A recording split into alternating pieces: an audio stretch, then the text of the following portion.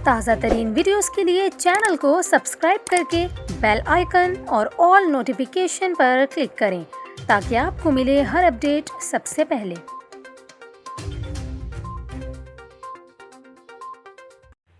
और यहाँ पर आपको अफसोसनाक खबर दें, कराची के इलाके लियाकताबाद में पसंद की शादी करने वाला नौजवान 5 मंजिला इमारत से गिरकर हलाक हो गया। लियाकताबाद C1 एरिया में 5 मंजिला इमारत की छत से गिरकर हलाक होने वाले नबील के वालिद का कहना है कि बेटे ने पसंद की शादी की, जिस पर इसकी बीवी आसिया के घर वालों ने मुकदमा दर्ज करवाया था, जिसकी अदालत आलिया से ज़मानत ली गई। मगर केस का तफ्तीशी अफसर आमिर घर आया और 50,000 रुपये रिश्वत का मुतालबा किया। रिश्वत ना देने पर डकैती के मुकदमे में थाने में बंद करने की धमकी दी।